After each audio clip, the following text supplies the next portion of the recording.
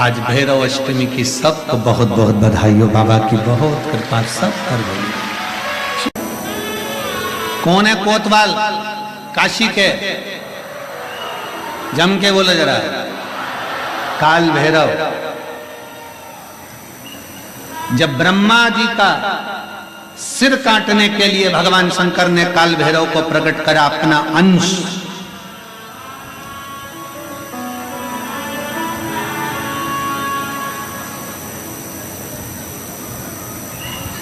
चौसठ योगिनियां नृत्य कर रही थी।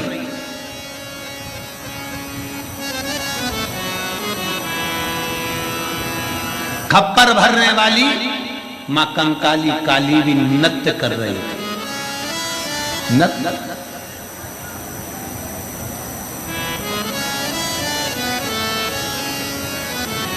जिस समय पर काल भैरव प्रकट कर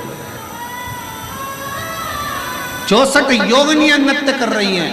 मां कंकाली काली भी नृत्य कर रही है। देवियां सब प्रसन्न है, देवता स्तुप्त हैं। और शंकर भगवान मंद मंद मुस्कुराते हुए काल भैरव को प्रकट करते हुए कहते हैं, काल भैरव। काल भैरव पूछता है, मेरे को प्रकट करने का कारण क्या है? क्यों प्रकट किया? किस लिए? किस लिए? आज भैरव अष्टमी की सबको बहुत बहुत बधाई हो। बाबा की बहुत कृपा सब कर गई। मुझे प्रकट क्यों करा? किस लिए प्रकट किया?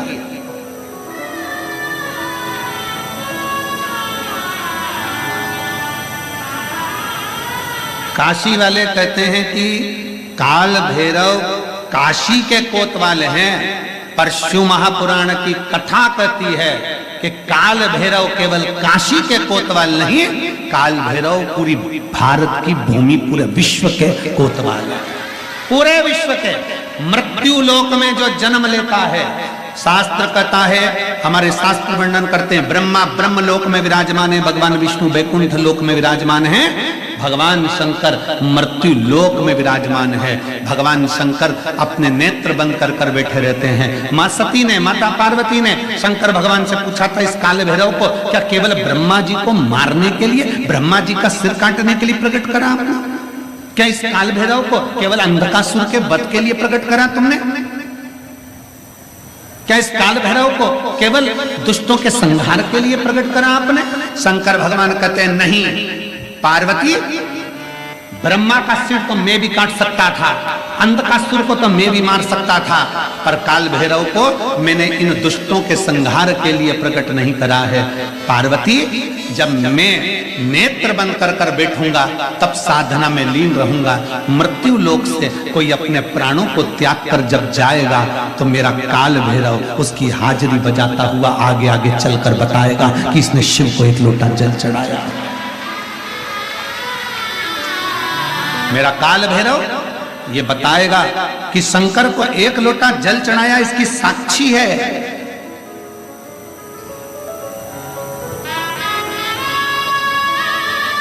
इसकी साक्षी है।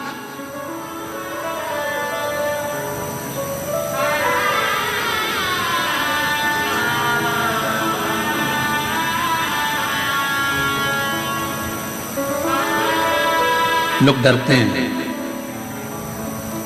काल भैरव भगवान से डरेंगे, शनि महाराज से डरेंगे, इससे डरेंगे, उससे डरेंगे।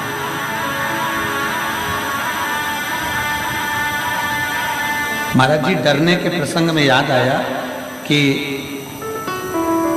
एक पति शनि महाराज जी से इतना डरता था, इतना डरता था, इतना डरता था कि शनिवार को लोहे का कोई सामान नहीं लाता, कोई भी सामान।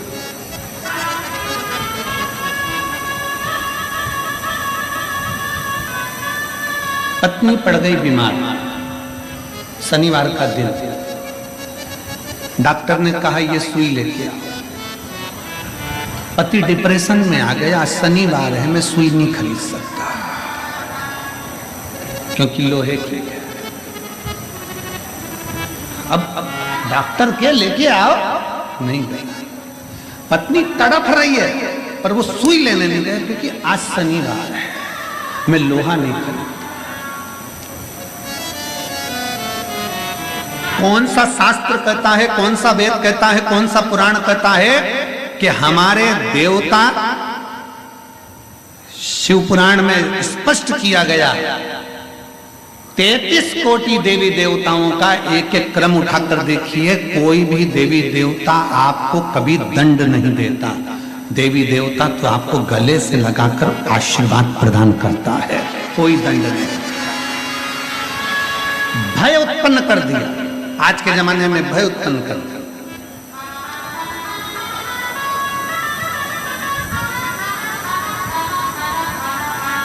इतना भय उत्पन्न कर दिया आज के समय में, इतना भय उत्पन्न कर दिया कि लोग डर के मारे दिन रात कांपते हैं। शनिवार है ये वाला कपड़ा नहीं लेना, मंगलवार है ये व्रत करना, बुधवार है ऐसा मत करना, गुरुवार है ये मत करना, ये है सोमवार है ये मत करना। शिव महापुराण की कथा कहती है रविवार, सोमवार, मंगलवार, बुधवार, गुरुवार, शुक्रवार, शनिवार, 7 बार में एक बार तुम्हारा परिवार, ये 8वां बार है। ये सारे के सारे बार मेरे शंकर भगवान के हैं, अलमस्त होकर जियो, अलमस्त होकर जियो। उसने कभी नहीं कहा कि रविवार को दुकान मत खोलना, कि सोमवार को मत खोलना, कि मंगलवार को मत खोलना, कि बुधवार को मत खोलना। जब तुम्हारा दिल हो तब परमात्मा का भजन करिए, जब तुम्हारी इच्छा हो तब शिव की स्तुति करिए।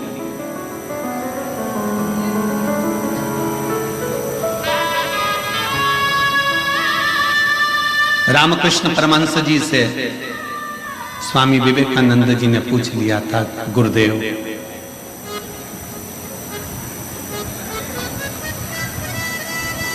भगवान का नाम कब लेना चाहिए?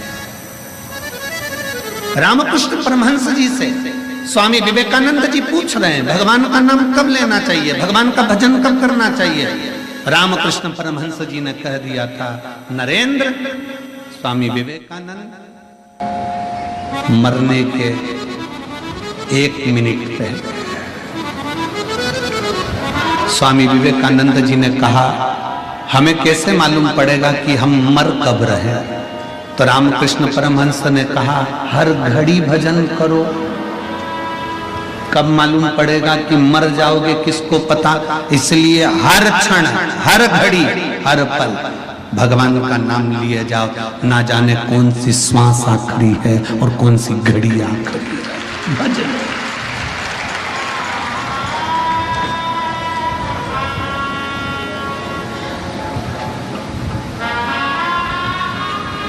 कौन सी घड़ी आखिरी है, कौन सी श्वास आखिरी है, कौन सा पल आखिरी है, ये किसको मालूम है? क्यों ना करता?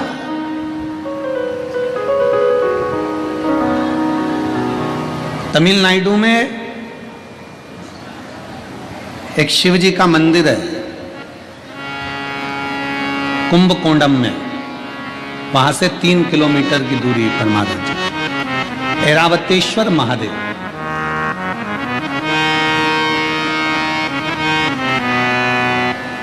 भारत की भूमि का ये वो मंदिर है जो हमको ज्ञान देता है कि जिंदगी में कभी हारना नहीं। ऐरावतेश्वर महादेव, जैसे बाबा विश्वनाथ प्रेरणा देते हैं कि तुम चिंता मत करो, चिंतन करो, मैं बैठा हूं, जब बाप के घर में आओ तो खूब एंजॉय करो, खूब आनंद में रहो और अपनी जिंदगी जियो।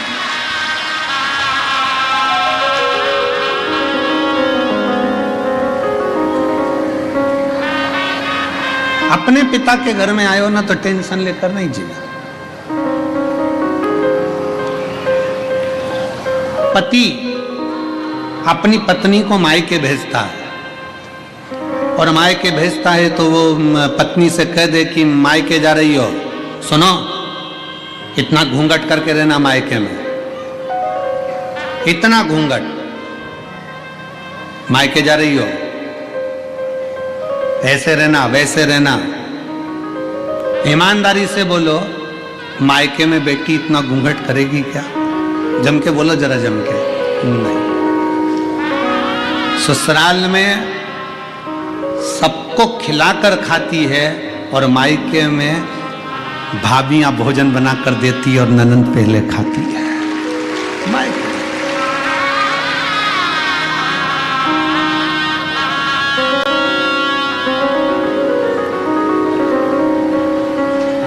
आज तक महाराज जी किसी कथा में हम भी नहीं नाचे, कभी नहीं नाचे, पर आपने गंगा जी की गोद में जब नौका विहार कराया ठाकुर जी को, कल्लू जी को, और विश्वनाथ जी की नगरी, हमको भी तुमने नचा दिया। ये कभी ना नाचे।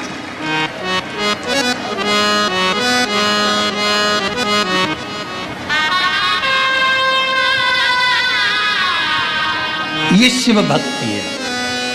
क्यों? क्योंकि हम अपने बाप के घर आए हैं, किसी से डरते थोड़ी ना है, अपने पिता के घर आए हैं। और पिता का जो घर होता है, बाबुल का जो घर होता है, वो फुल आनंद के साथ होता है, पूर्ण आनंद के साथ।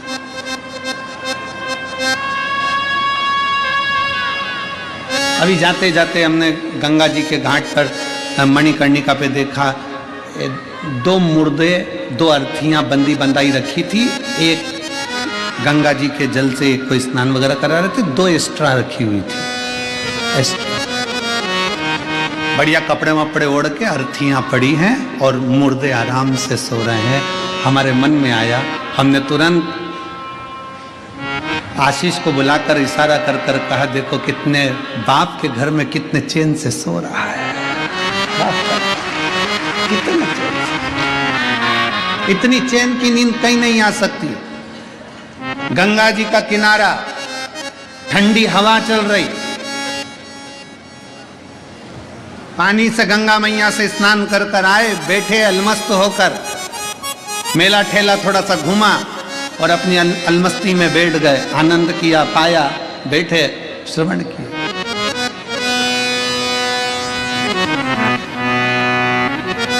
ये पिता का घर। विश्वनाथ जी की कथा, बाबा विश्वनाथ हमको कहते हैं कि तुम अपने पिता के घर में हो, भरण पोषण की जवाबदारी सब उस शंभू की है। सारी जवाबदारी मेरे शंकर भगवान की, सारी।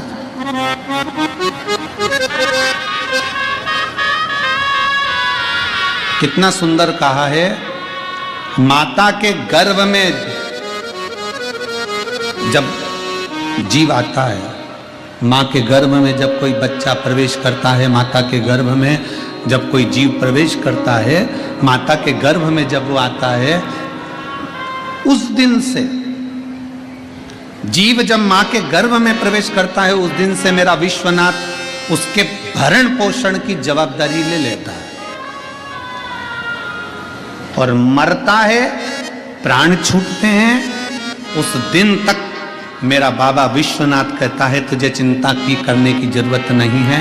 माता के गर्भ में भी पेट मैंने भरा है, तो मरने के बाद तक की जवाबदारी मेरी है कि तुझे पार भी मैं ही लगाऊंगा, नहीं लगाऊंगा, कोई दूसरा नहीं लगाता। भारत की भूमि एक ऐसी भूमि है, सभ्यता की भूमि, संस्कृति की भूमि, संस्कारों की भूमि, सनातन धर्म की ये धरा भारत की भूमि एक ऐसी भूमि है जिस भारत की भूमि पर व्यक्ति कहीं पर भी मरे पर उसके नाम के आगे स्वर्गवासी लिखाता है।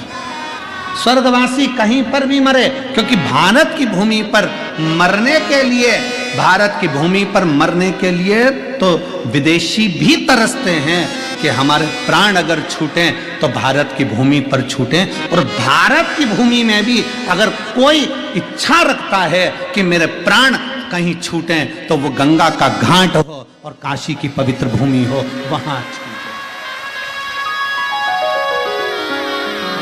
बोल बम का नारा है, सारी समस्या का हल। अंतिम बिंदु यहां सोच कर आता है कि मेरे प्राण छूटे तो विश्वनाथ की धरा पर छूटे, मेरे प्राण जाएं तो मां गंगा के घाट पर जाएं, मेरे प्राण जाएं। अरे सीधा सीधा चरित्र देखिए, शिव महापुराण का महत्तम उठाकर देखिए। बिंदुक की धर्म पत्नी चंचुला, बिंदुक प्रेत योनि में पड़ गया बिंदु प्रेत योनि में पड़ने के बाद भटकता रहा चंचुला, कभी भगवान शंकर को नहीं मानती थी, कभी शिवालय नहीं गई, कभी शंकर का मंदिर नहीं गई, कभी शंकर की स्तुति नहीं करी, कभी शंकर भगवान को एक लोटा जल नहीं चढ़ाया, कभी उसने शंकर की आराधना नहीं करी, कभी शिव के धाम चंचुला देवी नहीं गई। पर गांव के लोग बैलगाड़ी तैयार कर कर गांव के लोग काशी जा रहे थे। चंचुला के मन में आया मेरे पति को मुक्ति नहीं मिली क्योंकि वो पानी में डूबकर मर गया।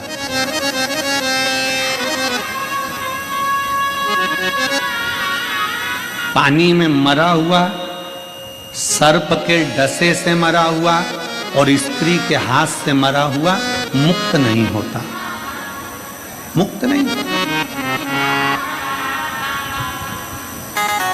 उसकी मुक्ति नहीं हुई। चंचुला को लगा मेरे पति का मोक्ष नहीं हुआ, क्या करूं, क्या करा जाए। गांव के लोग जा रहे थे काशी, चंचुला ने सुन रखा था कि एक बार अगर काशी मुख से निकल जाता है, काशी काशी काशी काशी मुख से निकल जाता है तो हजारों अश्वमेध यज्ञ का फल प्राप्त होकर शंकर का धाम मिल जाता है। जब केवल काशी का नाम मुख से निकला तो अश्वमेध यज्ञ का फल प्राप्त हो गया, काशी का नाम मुख से निकला तो स्वयं भगवान शंकर का स्थान प्राप्त हो गया। तो क्यों ना मैं एक बार काशी चले जाऊं तो मेरे पति को मुक्ति मिल जाए। तो चंचुला देवी बैलगाड़ी में बैठकर सारे गांव वालों के साथ में लिए जाने लगी। पर गांव वालों ने चंचुला देवी को गाड़ी में बिठाया नहीं, क्योंकि ये कभी शिवालय नहीं जाती थी, कभी ये सत्संग नहीं करती थी, कभी ये भजन नहीं करती थी, कभी ये कीर्तन नहीं करती थी, कभी ये मंत्र जाप नहीं करती थी, कभी इसने शंकर भगवान को एक लोटा जल नहीं चढ़ाया था, कभी भी।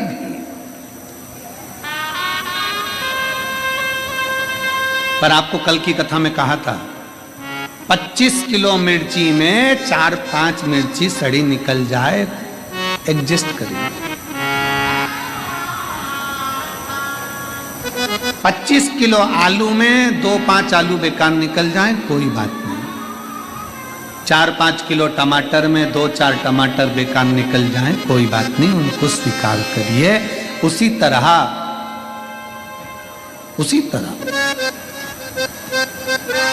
गांव के लोगों ने चंचुला देवी को स्वीकार नहीं करा चंचुला देवी। चंचुला ने विचार करा मैं कभी काशी तो गई नहीं हूं, कभी मैं काशी गई नहीं, एक काम करती हूं मैं काशी, ये गाड़ी जो जा रही है ना इसके पीछे पीछे चल चलती हूं, इसके पीछे पीछे चलती हूं।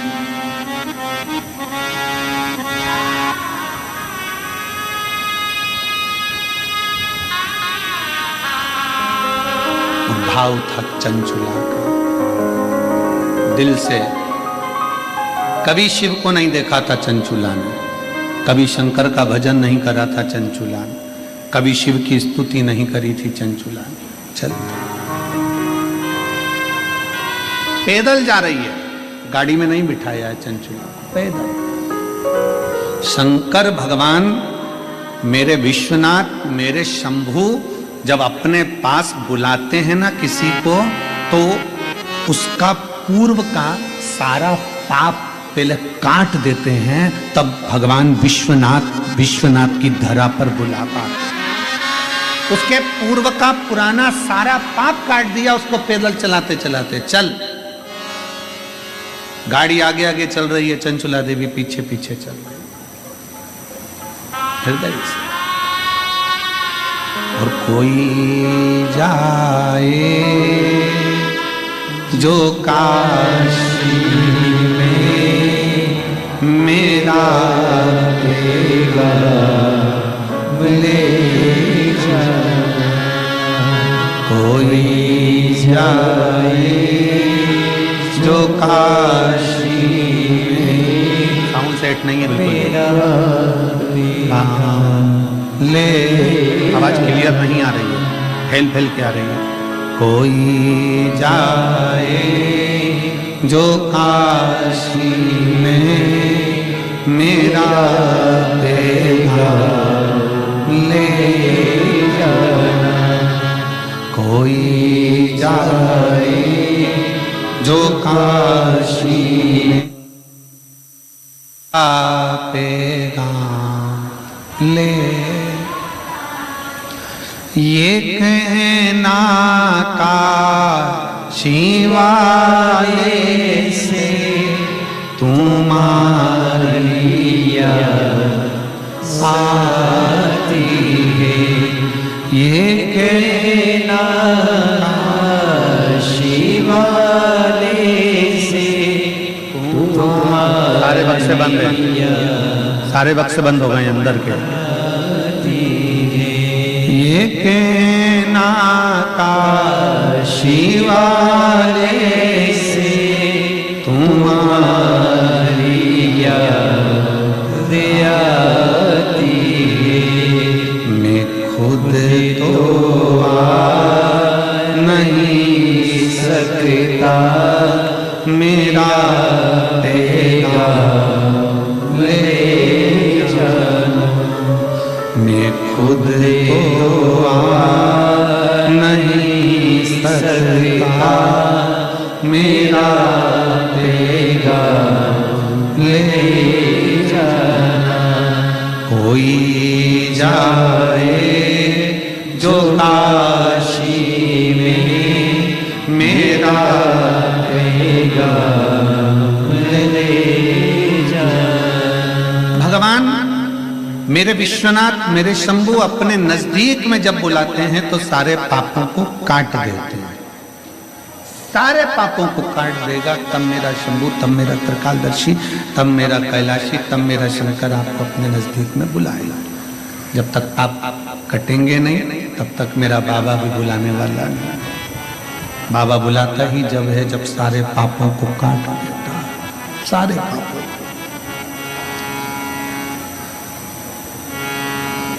काशी से जाने के बाद घर पे जाके बड़े खुश होना कि मुझे विश्वनाथ जी ने दर्शन दिया। कब दिया? जब मेरी जिंदगी के सारे पाप कट गए तब दर्शन। किस किस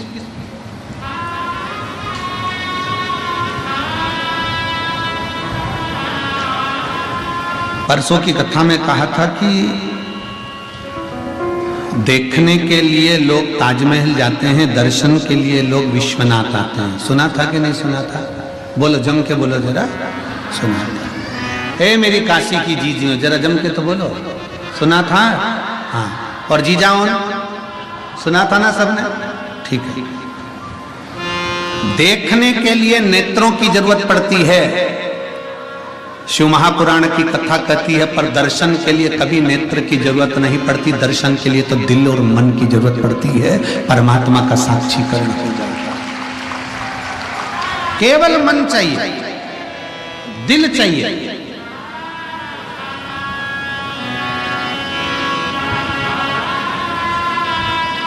कपड़े देखना है ना तो नेत्र चाहिए, श्रृंगार देखना है तो नेत्र चाहिए, टीवी देखना है तो नेत्र चाहिए।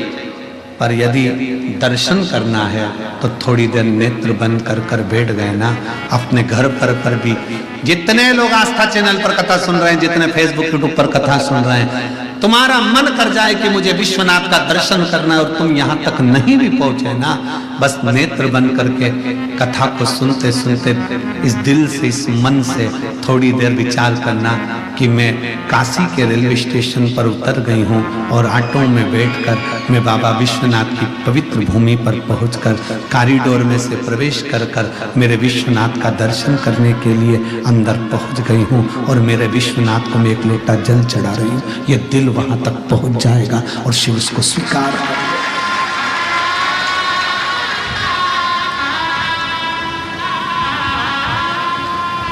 दिल से पहुंचे विश्वनाथ। बाबा विश्वनाथ कहते हैं कि मैं बैठा हूं, तू अनाथ नहीं है। तमिलनाडु का ऐरावतेश्वर शिव मंदिर कह रहा है, भगवान शंकर का मंदिर कह रहा है कि जिंदगी में कभी हारना नहीं है। भगवान शंकर का शिवालय कहता है, ये भगवान शंकर का मंदिर कहता है।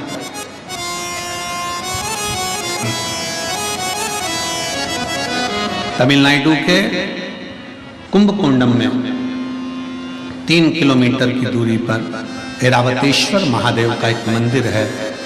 वो हमको जीतना सिखाता है, जीतना, हारना नहीं। एक पत्र है,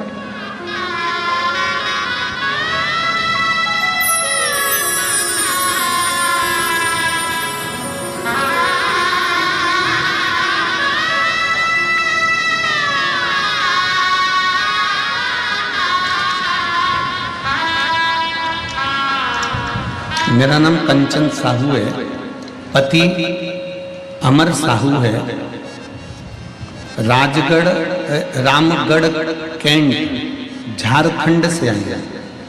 रामगढ़ कैंट झारखंड से आई है। कहीं बैठी हो तो हाथ हिला सकती है। आप ही हैं? ऐसे हाथ हिला दो एक बार। हाँ, वापिस हिला हुआ।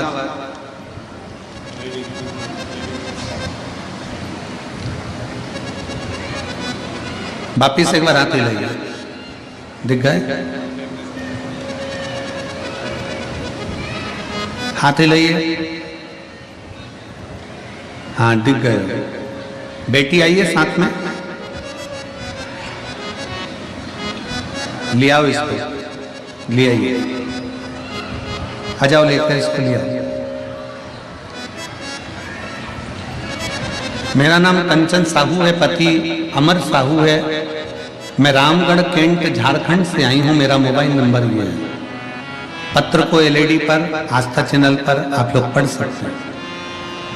मैं बाबा का क्या वर्णन करूं गुरुदेव। मेरी बेटी की उम्र 5 वर्ष है। मेरी बेटी की उम्र 5 वर्ष है। पूरे शरीर में इसको सफेद दाग हो गए थे। पूरे शरीर में सफेद दाग हो गए थे। हम इतने परेशान हो गए, सारे डॉक्टरों का इलाज करवा लिया पर इसको आराम नहीं मिला। आखिरी में हमने सोचा कि भगवान जाने बेटी का जीवन है, कैसे इसको जिएगी। पूरा शरीर सफेद पड़ गया, दाग पूरे शरीर पर हो गए। अब मैंने अपनी परिचित मामी जी, मामी सास से बात करी। उनने आपकी कथा के बारे में बताया और कथा का बोला कि वो कथा करते हैं प्रदीप मिश्रा, आप कथा को श्रवण करो। 51 बेलपत्र प्रदोष काल में महादेव पर समर्पित करो। 21 आम के पत्ते लेकर आना, जो जमीन पर पड़े हुए हों वो पत्ते लेकर आकर उसको जलाकर उसकी भस्म बनाना। बाबा पशुपतिनाथ का व्रत करना और बाबा को भस्म लगाकर वो भस्म अपनी बेटी के शरीर पर लगाना। पूर्णिमा की रात्रि को 12 बजे वाला गाय के दूध का प्रयोग करना, वो मेरे अपनी बेटी के लिए करना प्रारंभ करा गुरुदेव। सारे डॉक्टरों का इलाज करवा लिया पर बेटी का शरीर पूरा ठीक नहीं हुआ था गुरुदेव। उसका पूरा शरीर सफेद देखकर हमको दुख होता था कि ये कैसा रोग हो गया, पूरी चमड़ी सफेद हो गई। तब मैंने कथा सुनना प्रारंभ करा। अब करें तो करें क्या गुरुदेव। ऐसी कृपा मेरे बाबा ने करी। हमने जो जो आप प्रयोग टीवी के सामने बताते थे हम लिख लेते थे और उसको हमने बेटी पर करना प्रारंभ करा। आज बाबा की ऐसी कृपा हो गई गुरुदेव कि मेरी बेटी का पूरा शरीर वापिस अपना सही तरीके से हो गया और मेरी बेटी का पूरा शरीर सही तरीके से हो गया गुरुदेव। 16/2/2022 को हम लोग सीहोर भी गए, वहां से रुद्राक्ष लाए। उस रुद्राक्ष का जल भी हम हमारी बेटी को दे देते और उसके शरीर पर रुद्राक्ष का पानी लगा देते। आज मेरी बेटी का शरीर पूर्ण तरह से एक भी सफेद दाग उसके शरीर पर नहीं बचा गुरुदेव और मेरी बेटी पूर्ण तरह से स्वस्थ हो गई। हम बाबा को प्रणाम करने के लिए इस पवित्र काशी की नगरी में आए हैं। लाइन अच्छी है। रिश्ता मेरा सबसे प्यारा, रिश्ता तेरा मेरा सबसे प्यारा। तू मेरा बाबा, मैं हूँ तेरा लाला, मैं हूँ तेरा लाला। तू मेरा बाबा, मैं हूँ तेरा लाला, मैं हूँ तेरा लाला। रिश्ता तेरा मेरा सबसे प्यारा, रिश्ता तेरा मेरा सबसे प्यारा। तू मेरा बाबा, मैं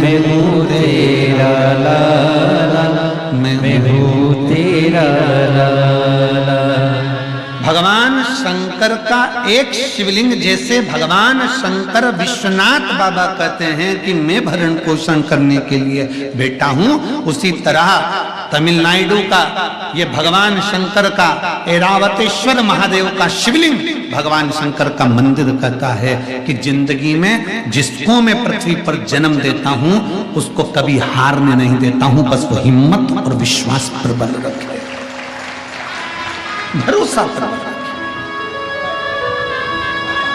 इस पत्र में उसने लिखा,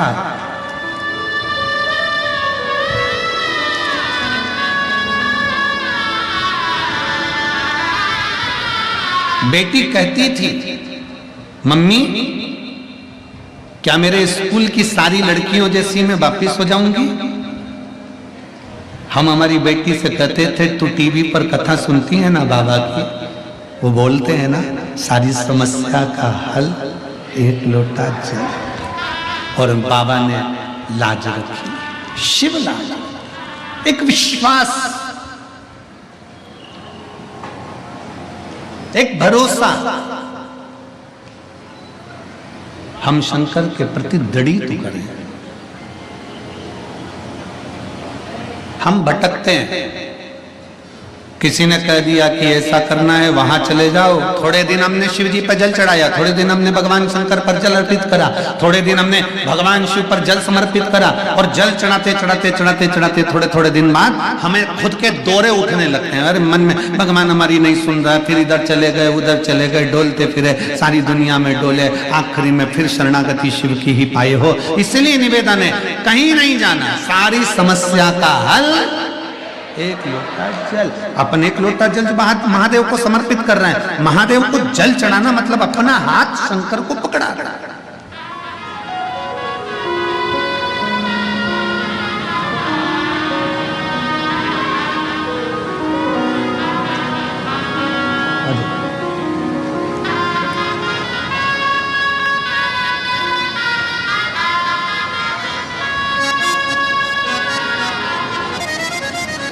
भरोसा आपका,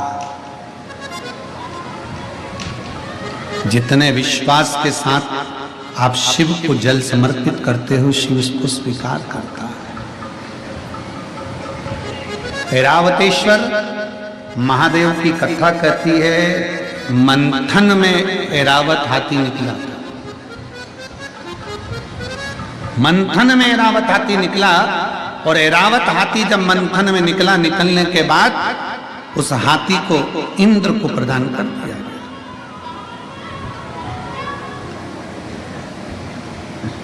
इंद्र ऐरावत हाथी को लिया। एक बार सची देवी को थोड़ा सा क्रोध आ गया,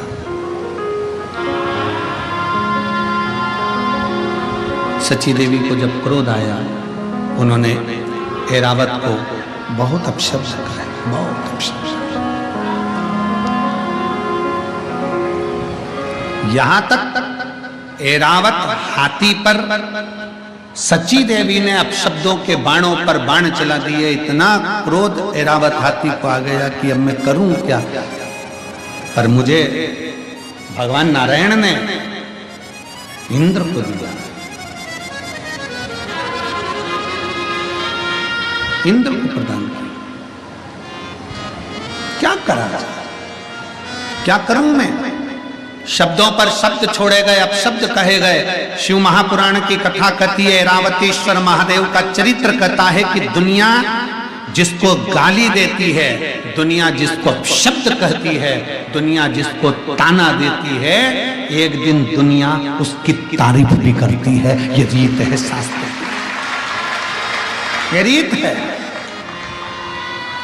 कोई लेट बनता है, कोई जल्दी बनता है, शिव को जल चढ़ाने वाला एक दिन से जरूर बनता है। हो सकता है थोड़ा समय लग जाए, हो सकता है।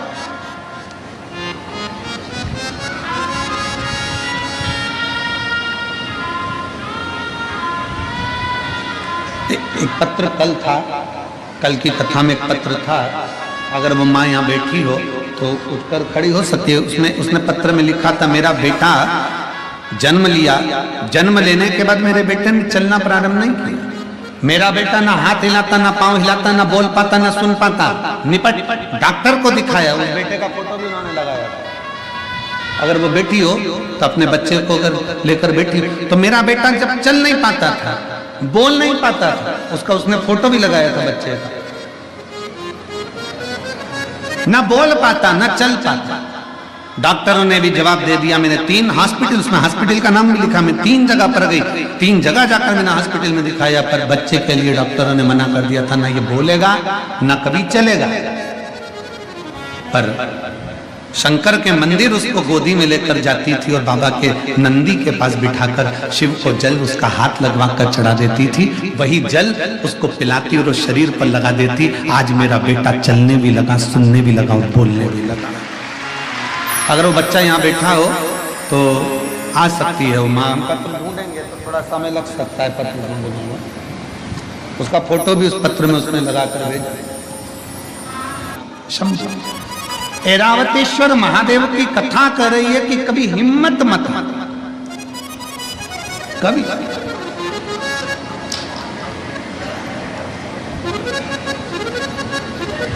हाथी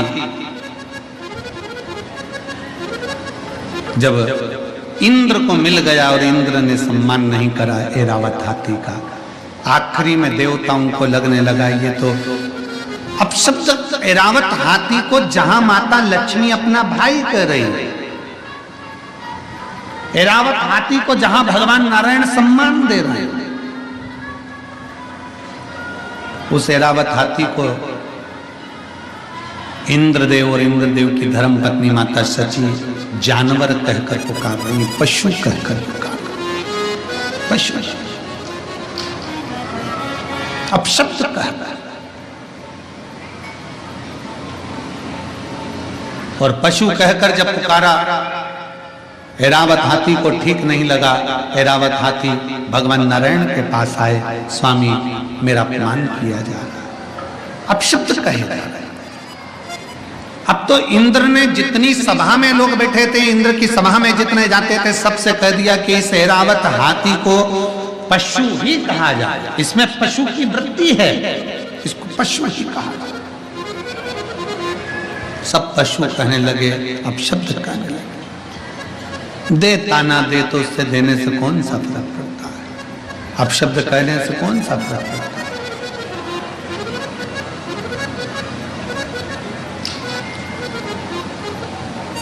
परम पूज्य राम कथा के रसिक संत शिरोमणि श्री मोरारी बापू जी कहते हैं अपनी भाषा में, महाराज मोरारी बापू जी कहते हैं अपनी भाषा में, परम पूज्य मोरारी बापू जी अपनी भाषा में कहते हैं कि जब कोई निंदा करे, जब कोई अपशब्द कहे, जब कोई ताना दे, जब कोई गाली दे, तो भगवान के मंदिर में जाकर एक दिया अलग से लगाया करो कि अब तुम उन्नति की सीढ़ी पे चढ़ना प्रारंभ हो गए। अब तुम उन्नति की सीढ़ी पर चढ़ना प्रारंभ हो गए हो, मतलब तुम्हारी निंदा प्रारंभ हो गई। निंदा उसी की होती है जो आगे बढ़ता है, जो पड़ा हुआ है, जो किसी काम का नहीं, उसकी क्या निंदा होगी।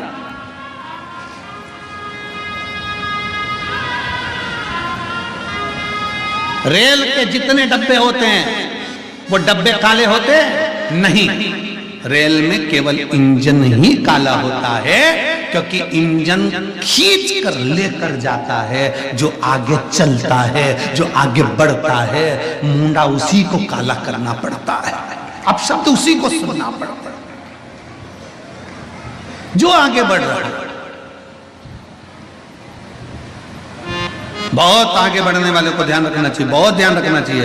हम कहेंगे केसरी जी, चतुर्वेदी जी और तुम्हारी पूरी टीम ध्यान रखे इस चीज के लिए कि आप अगर आगे बढ़कर कथा का रसतत्व ग्रहण कर रहे हो, आगे बढ़कर ये कथा का आयोजन करा रहे हो, आगे बढ़कर समिति बनाकर ये पूर्ण कार्यक्रम कर रहे हो, तो ये तैयारी रखना कानों में सरसों का तेल डालकर कि लोग अब शब्द भी कहेंगे और सुनना भी पड़ेगा और आगे बढ़ना भी पड़ेगा। ये ध्यान रहे। राम कथा करवाना सरल है, श्रीमद् भागवत कथा करवाना सरल है। क्यों? क्योंकि राम कथा के यजमान स्वयं काशी नरेश थे। श्रीमद् भागवत के यजमान स्वयं राजा परीक्षित थे। विष्णु पुराण, मत्स्य पुराण, नर्मदा पुराण, जितनी पुराण हैं सारी पुराण के यजमानों के नाम है, पर शिव महापुराण का यजमान कोई नहीं बन पाया। शिव महापुराण का यजमान तो केवल शंकर को ही बनना पड़ा। शंकर भगवान शिव महापुराण के यजमान बने, ईश्वर जी और गोरा जी बनकर। माता पार्वती जी 16 दिन तैयार हुई हैं शिव महापुराण के यजमान बनने के लिए। इसलिए आज भी नारियों में 16 श्रृंगार होते हैं। भगवान शंकर 16 दिन तैयार हुए हैं शिव महापुराण के यजमान बनने के लिए, इसलिए सनातन धर्म में 16 संस्कार होते हैं। भगवान 16 दिन तक तैयार हुए, तब ईश्वर जी गोरा जी बने, तब गणा और गौर बने।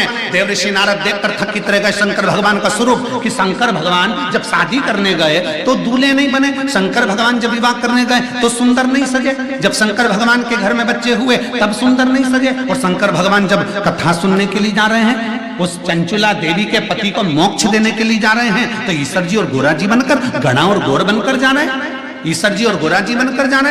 आज भी भारत की भूमि पर गणगौर की पूजन होती है। राजस्थान में गणागौर की लोग पूजन करते हैं, ईश्वर जी गोरा जी का पूजन करते हैं 16 दिन तक, क्योंकि शंकर पार्वती जी शिव महापुराण के यजमान बनकर पहुंचे हैं। तुम रूका जी कथा कर रहे हैं, शंकर पार्वती सामने बैठकर कथा सुन रहे हैं।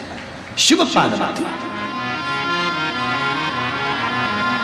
सारी कथाओं के यजमान हो सकते हैं, पर शिव महापुराण का यजमान कोई नहीं, शंकर पार्वती के सिवा कोई नहीं हो सकता। इसलिए जितने यजमान की लिस्ट है यहाँ, ये यजमान अपने नाम को याद रखना कि तुम्हारा नाम केवल यही है, पर कथा करवाने वाले तो शंकर विश्वनाथ बाबा और मां अन्नपूर्णा माता पार्वती ही है।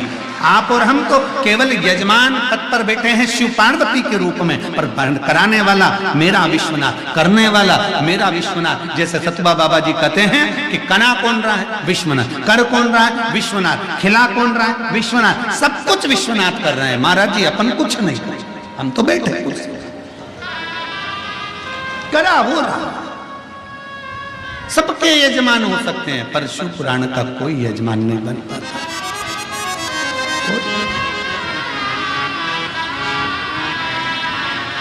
बहुत कठिन है विश्व।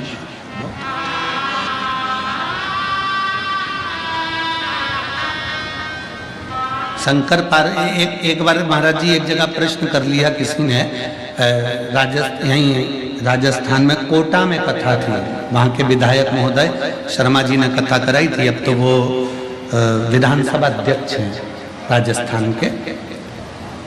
उन्होंने, उनकी धर्मपत्नी ने प्रश्न किया कि गुरुदेव, शंकर पार्वती जी ईश्वर जी और गोरा जी बनकर, गणा और गौर बनकर कथा में गए थे, अपने असली स्वरूप में शंकर पार्वती के रूप में कथा सुनने क्यों नहीं बैठे?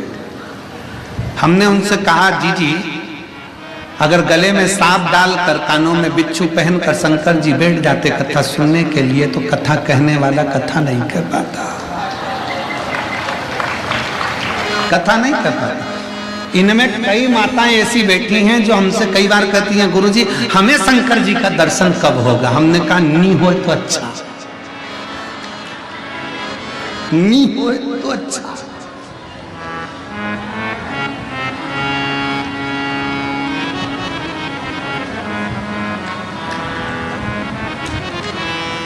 अब जरा विचार करिएगा, काल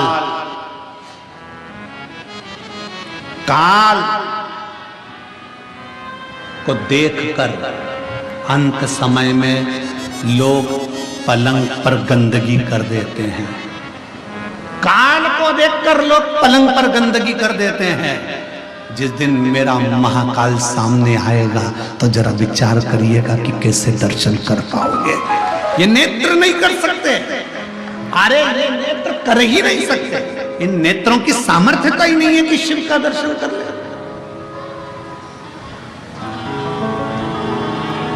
आप भगवान शंकर से ही मत कहो कि मुझे दर्शन दो, शंकर भगवान से ये कहो। आना मना नहीं है, आप हमारे यहाँ जरूर आना, पर बाबा रूप धर कर विश्वनाथ बन के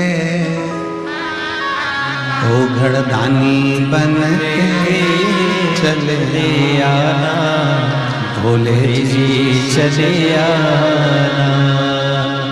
आओ, मना नहीं, पर रूप रखा, रूप रखा। आपका असली स्वरूप हमारे सामने हो जाएगा ना बाबा।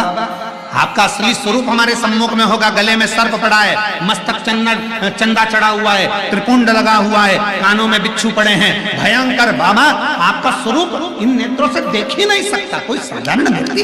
किसकी सामर्थ्यता है, किसकी सामर्थ्यता? भगवान राम जी ने जब रामेश्वर धाम की स्थापना करी, भगवान कृष्ण ने जब शिवलिंग की स्थापना करी, भगवान राम जब रामेश्वर धाम की स्थापना करते हैं, स्थापना करते समय जब शिवलिंग का निर्माण करते हैं, निर्माण करते करते तुरंत उसी समय पर माता सीता स्थापना के लिए हनुमान जी के कहने पर रावण के साथ में आती हैं और प्राण प्रतिष्ठा के लिए बैठती हैं। तो माता सीता राम जी से कहती, प्रभु आप शंकर भगवान के इतने बड़े भक्त हो, आप शिव जी के इतने बड़े भक्त हो, आपको शिवलिंग की स्थापना करना पड़ रही है। प्रभु आप शंकर भगवान को कहते तो शंकर भगवान आ जाते, आपने शिवलिंग की स्थापना क्यों करी है? सती सीता माता पूछ रही हैं। प्रभु आप कहते तो भोलेनाथ जी आ जाते, माता पार्वती के साथ आ जाते, परंतु आपने ये शिवलिंग की स्थापना क्यों करी? तब माता सीता के शब्द सुनकर भगवान राम कहते हैं कि मैं जानता हूं, मैं बुलाता मेरे भोले बाबा आ जाते, पर मैं तो आज दर्शन कर लेता, भोले बाबा चले भी जाते, पर संसार के लोगों के लिए ये शिवलिंग इसलिए स्थापना कर रहा हूं कि संसार के मनुष्य अपनी इन नग्न नेत्रों से शंकर जी को नहीं देख सकते, पर इन नेत्रों से शंकर के शिवलिंग का अगर दर्शन कर लेंगे तो उनको शंकर का ही दर्शन का पुण्य फल प्राप्त हो जाए। कई लोग कहते हैं विश्वनाथ की धरा मेरे भोले बाबा की धरा है, तो भोलेनाथ यहाँ विराजते क्यों नहीं है? शिव महापुराण की कथा कहती है संसार का मनुष्य अपने नेत्रों से शिव का दर्शन नहीं कर सकता। उसको दर्शन करने के लिए कौटी ना जाने कितने कितने जन्म लेना पड़ेंगे, और जन्म लेने के बाद भी शंकर का दर्शन नहीं कर सकता, क्योंकि वो शिव को पहचान नहीं सकता। इसलिए भगवान शंकर एक लिंग के स्वरूप में विराजमान रहते हैं। ये 12 ज्योतिर्लिंग क्यों कहते हैं? ज्योतिर्लिंग का मतलब है कि वहां ज्योति है, वहां बल है, वहां अग्नि है, वहां का केवल दर्शन मात्र ही जीव के पापों को नष्ट कर देता है।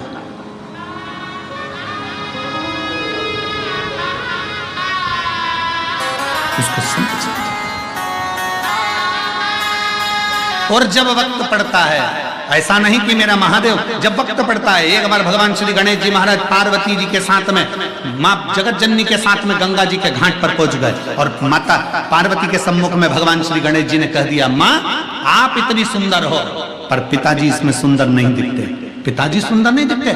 पार्वती मैया ने गणेश जी का हाथ पकड़ा और हाथ पकड़ कर कहा, गणेश आज तो तुमने ये शब्द कह दिया, आगे से शब्द मत कहना, क्योंकि तुम्हारी पार्वती मैया से भी 1000 लाख गुना सुंदर विश्वनाथ शंभु पुत्र कालदर्शी कैलाश।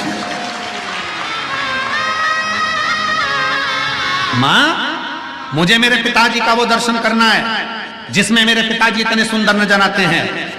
भगवान शंकर के लिए माता पार्वती जी ने उसी समय कह दिया कि पुत्र गणेश को आपका सुंदर स्वरूप का दर्शन करना है। कौन सा स्वरूप? शंकर भगवान से माता पार्वती जी कहती हैं, कर्पूर गौरम करुणावतारम, आपका वो स्वरूप जो कपूर की तरह निर्मल बड़ा सुंदर स्वरूप है, एक बार दर्शन करा दो।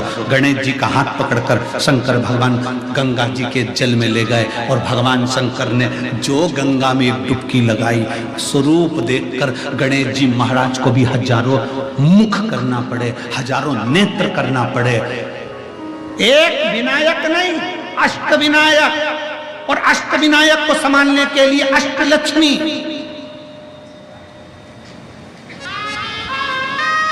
और केवल अष्टलक्ष्मी नहीं, अष्टसिद्धि, नवनिधि, सब कुछ एकत्रित हो गए। तो भी शंकर के स्वरूप को देखकर श्री गणेश जी महाराज स्तुत हो गए, हाथ जोड़कर अपने पिताजी से कहा, मुझे ये स्वरूप अब मत दिखाओ, आपसे हाथ जोड़ता हूं। आप मेरी मैया से ज्यादा सुंदर हो, अब मुझे नहीं दर्शन करना, आपको प्रणाम करता हूं। अब नहीं करना, आपको हाथ जोड़ने देता। मैं मेरी मैया से ज्यादा सुंदर किसी को नहीं देख सकता, पर आप तो मेरी मैया से भी ज्यादा सुंदर।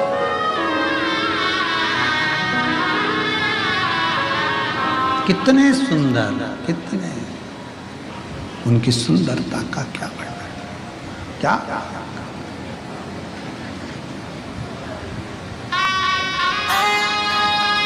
उसकी महाराज शंकर भगवान की सुंदरता का क्या वर्णन करो, क्या महाराज शिव तत्व कहता है, शंकर भगवान की कथा कहती है। दुनिया के लोग कहते हैं ब्यूटी पार्लर जाओ सुंदर दिखोगे। शिव महापुराण की कथा में आज हम तुमसे कह रहे हैं, शंकर जी के मंदिर में एक लोटा जल चढ़ाना प्रारंभ करो, ब्यूटी पार्लर जाने की जरूरत नहीं पड़ेगी, आप स्वयं सुंदर दिखोगे। कोई पार्लर नहीं, पानी से मुंडा धोगे, कंगा पार्टी करोगे और कथा में आकर बैठ जाना, लोग भी देखकर कहेंगे कौन से पार्लर में गई थी, बड़ी सुंदर दिख रही है। और तुम कई कई बुजुर्ग माताओं को देखना जो शंकर जी के मंदिर में एक लोटा जल चढ़ाती है ना, ओल्ड इज गोल्ड। कई बूढ़ी माताओं को देखना, इतनी सुंदर दिखेगी, ऐसा लगे। कई बार तो बहुओं का भी दिल जल जाता है, मेरी बता बुढ़ी हो के मम्मी तुमने नई साड़ी पहनी, नहीं मैं तो पुरानी है। करवा चौथ में बहू इतनी तैयार हो रही और बूढ़ी मैया कुछ तैयार नहीं हो रही, अंदर गई, मुंडा धोया, बाल कंगा करा और आ गई पूजन करने के लिए। और देखा छठ की पूजन में, देखो छठ की पूजन में बहू इतना तैयार हो और सास को देखो वो ठेकुआ बनाने में लगी, और बनाया तो बनाया और साथ में बूढ़ी माँ बस जो आई तैयार होकर, तो बहुएं भी कहती हैं हमारी सास इतनी सुंदर दिख रही है, ये चमक ये दमक फुल वन में महक, सब कुछ सरकार तुम ही से है, सब कुछ सुंदरता उसने दे, वो देता है, कुछ नहीं चाहिए।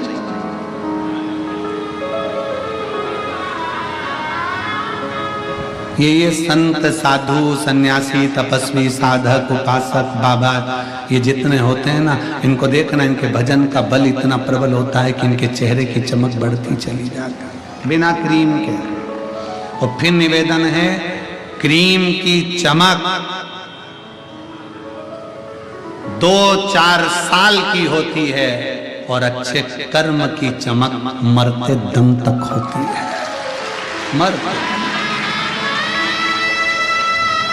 ऐरावतेश्वर महादेव की कथा कर रही है। ऐरावत हाथी हार गया, अंत में विचार करा, भगवान नारायण के पास पहुंचा, प्रभु मुझे अपशब्द कहे जा रहे हैं, मुझे ताने दिए जा रहे हैं, मुझे गाली दी जा रही है, मुझे आड़ा टेढ़ा कहा जा रहा है, क्यों डरता है, क्यों चिंता करता है, क्या चिंता कर रहा है, क्यों सोचो।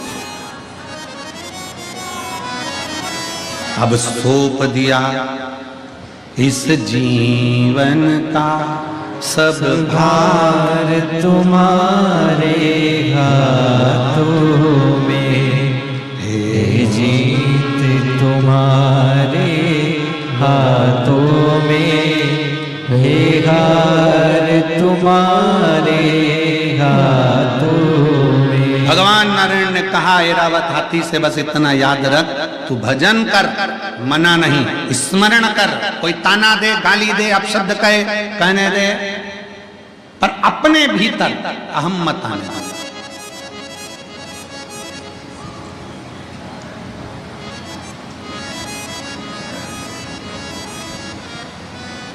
हाथ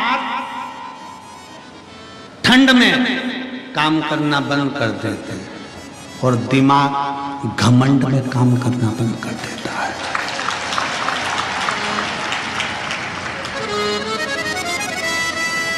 हाथ ठंड में काम नहीं करते और दिमाग, जम के बोलो जरा, घमंड में काम नहीं करता।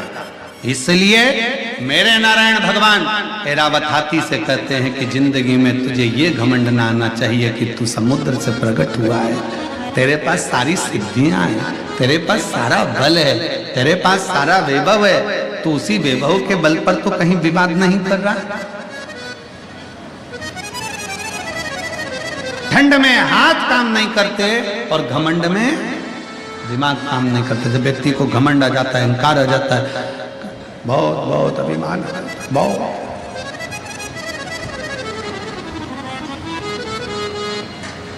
कल महाराज जी हमको जब भी सतुआ बाबा जी के साथ में मिलना होता है, बैठना होता है, तो वो सत्संग कराते रहते। कल यही बात पे चर्चा चल रही थी। घमंड होता है तो बड़ा ज्ञान का भी अभिमान हो जाता है, कभी कोई सी चीज का अभिमान हो जाता है, कभी कोई चीज का अभिमान हो जाता है। अहंकार, दिमाग काम करना बंद कर देता है। तो क्या करोगे? ठंड में हाथ काम करना बंद कर देते हैं तो क्या काम नहीं करोगे? जम के बोलो जरा। अरे बोलो तो जम के करोगे ना। कैसे करोगे? कैसे करोगे? हाथों को थोड़ा कंबल में, रजाई में, ग्लव्स में थोड़ा दबा कर रखो। थोड़ा दबा कर रखोगे तो उसमें गर्मी रहेगी तो काम कर सकोगे। उसी तरह दिमाग को थोड़ा शिव पुराण में दबा के रखो तो जिससे ये घमंड उत्पन्न नहीं होगा, गर्मी बनी रहेगी। शिव महापुराण की कथा, भगवान शंकर की कथा, शिव तत्व की कथा यह हमको सिखाती है। अभिमत्ता से दूर हो जाओ। अहंकार में तीन गए, धन वे बबोर वंश, ना मानो तो देख लो रावण कौरव और कंस। ये तीन अभिमत्ता में चले गए।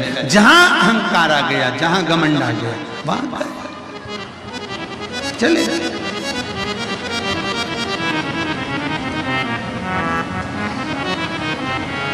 छोड़ दो ये अभिमत्ता को, त्याग, अहंकार का त्याग। और जिस दिन एक पत्र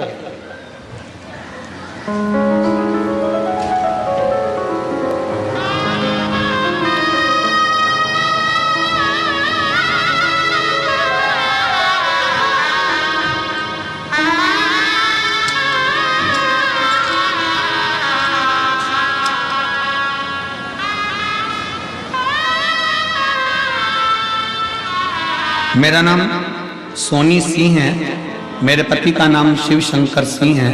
मैं शेर घाटी जिला गया बिहार की रहने वाली हूँ।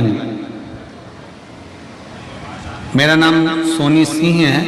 पत्र को आप लोग एलईडी पर आस्था चैनल पर पढ़ सकते हैं। मेरा नाम सोनी सिंह है, मेरे पति का नाम शिव शंकर सिंह है। मैं शेर घाटी जिला गया बिहार की रहने वाली हूँ। कहीं बैठी हूँ तो हाथ हिला सकती हैं। अगर आई हूँ तो एक बेलपत्र लेने के लिए हाँ ऐसे हाथ हिला दो। हाँ ठीक है, दिख गए। बेटी आई है साथ में? बेटी आई है के साथ में? नहीं आई। आ जाओ, एक बेलपत्र ले जाना। आ जाओ, आप आ जाओ। मेरा नाम सोनी सिंह है, मेरे पति का नाम शिव शंकर सिंह है। मैं शेर घाटी जिला गया बिहार की रहने वाली हूँ।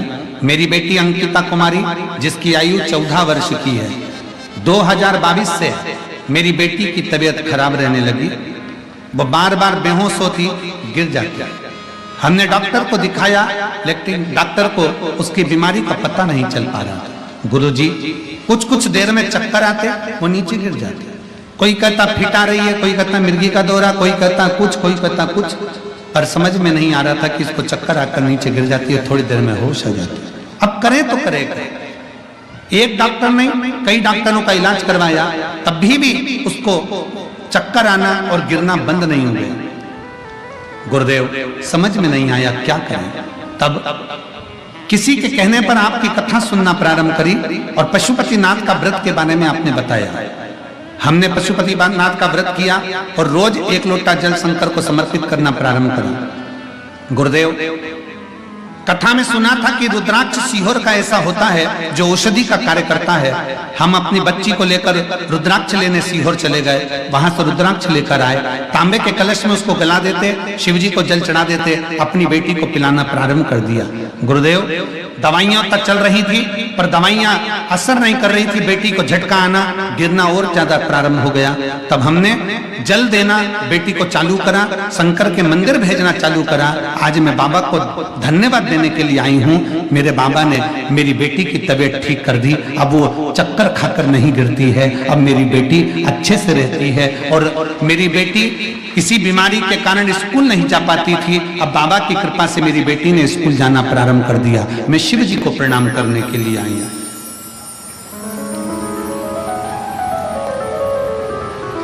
मैं और मेरे पति बाबा की कथा सुनने के लिए काशी नगरी आए हैं गुरुदेव। मेरा नाम सोनी सिंह है, मेरे पति का नाम शिव शंकर सिंह है। मैं शेरघाटी जिला गया बिहार की रहने वाली हूं। शिव तत्व की प्राप्ति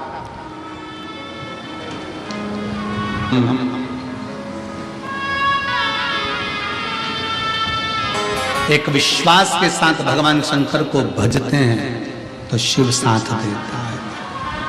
वो भरोसा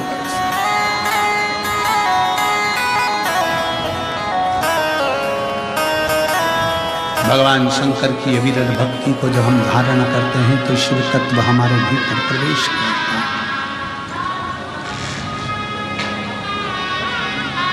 शिव तत्व की प्राप्ति और शंभु शरण बड़ी मांगू घड़ी रे घड़ी, दुख काटो दया करी निदर्शन आपो। शिव तत्व की प्राप्ति का मूल बिंदु है शिव।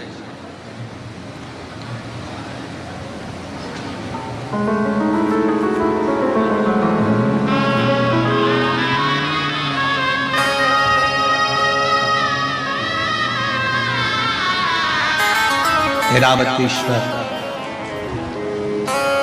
ऐरावत को भगवान नारायण ने ज्ञान उपदेश दे दिया।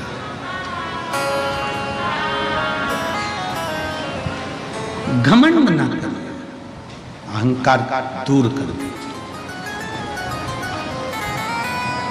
नकली का दिखावा शिव की प्रियता नहीं, नकली का।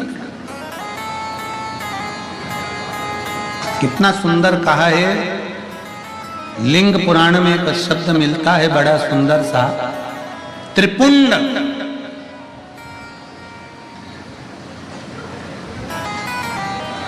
किसके लिए आप महादेव को धारण कराता? बोलो, उत्तर बोलो जल्दी से। आप में से कितनी माताएं कितने भाई हैं जो शंकर के शिवलिंग पर त्रिपुंड लगाते हैं? उठाओ जरा हाथ, उठाओ, उठा लिया सब तक। किसके लिए लगाते हो? विश्वनाथ की कथा सुन रहे, बड़े सावधानी से बोलिए। किसके लिए लगाते हो? भगवान का श्रृंगार करने के लिए त्रिपुंड लगाते हो क्या? जम के बोलो जरा जल्दी से। आधे बोल रहे हैं हाँ, आधे बोल रहे हैं ना। ठीक है। भगवान की पूजन करने के लिए त्रिपुंड लगाते हो क्या? जम के बोलो जल्दी से। आधे बोले हाँ, आधे बोले।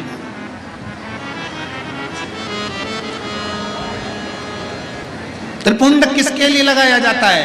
लिंग पुराण की कथा कहती है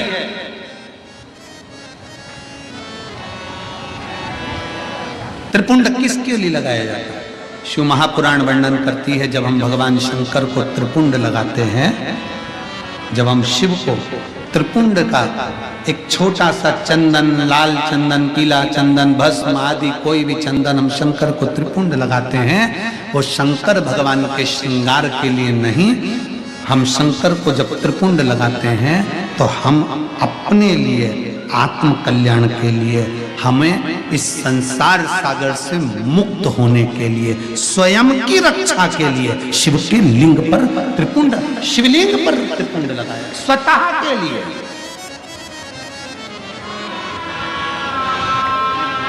अब एक त्रिपुंड हो गया शिवलिंग का, किसके लिए लगाया? जम के बोलो जरा। अपने लिए। अब दूसरा त्रिपुंड, भगवान शंकर को त्रिपुंड लगाया स्वतः के लिए।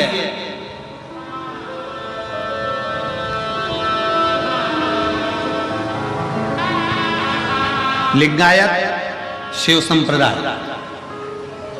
काशी में भी लिंगायत शिव संप्रदाय का बहुत बड़ा मठ बना हुआ है महाराज जी। लिंगायत शिव संप्रदाय में कहा गया शंकर भगवान का त्रिपुंड लगाया वो अपने लिए है, पर अपने मस्तक पर जब कोई स्त्री पुरुष, कोई बच्चा, कोई बेटी, कोई बूढ़ा, कोई जवान जब अपने मस्तक पर त्रिपुंड लगाता है तब वो शिव के लिए होता है, वो शंकर। श्वास शिव है, जब श्वास निकल गई तब शव है। इसलिए शिव महापुराण की कथा कहती है श्वास चले तब तक त्रिपुंड भी धारण करना चाहिए। त्रिपुंड, जो त्रिपुंड तुमने लगाया मस्तक पर वो मेरे शंकर को लग गया, क्योंकि कंकर कंकर में शंकर है। उसी तरह पूरे तलातल रसातल में, इस संसार सागर में, इस भूमि पर, मृत्यु लोक में जितने मनुष्य निवास करते हैं, इस भूमंडल पर जितने जीव निवास करते हैं, वो सारे जीवों में शंकर समाया हुआ है। हम लगाए, हमने हमारे शिव को लगा लिया। शिव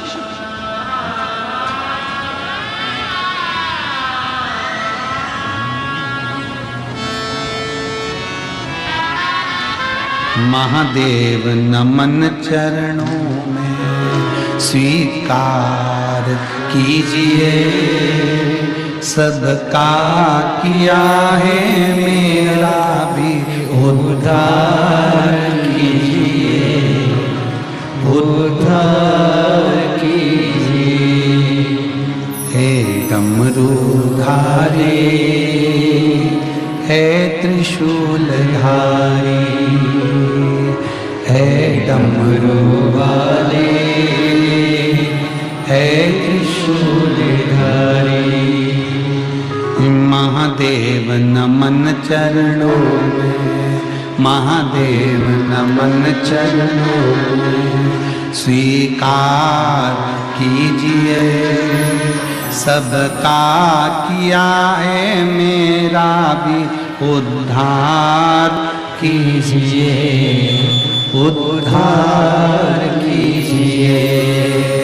हे डमरूधारी, है त्रिशूलधारी, है त्रिपुंडधारी, हे त्रिशूलधारी।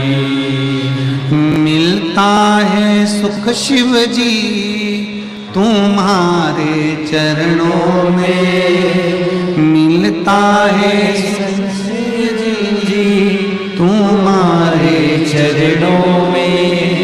ये जीवन भी गुजरे तुम्हारे चरणों में, ये जीवन भी गुजरे तुम्हारे चरणों में। हो जाए पूरी कामना, हो जाए पूरी कामना।